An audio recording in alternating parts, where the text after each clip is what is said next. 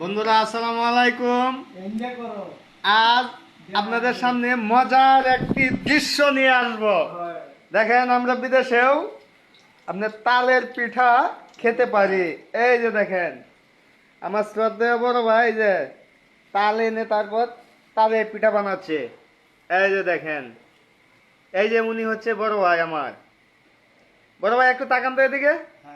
এই যে এই যে এই যে এই যে এই যে এই যে দেখেন কত সুন্দর পিঠা, তালের পিঠা। কে কে খাবেন সবাই কমেন্টে জানাবেন। এই যে অসাধারণ অসাধারণ।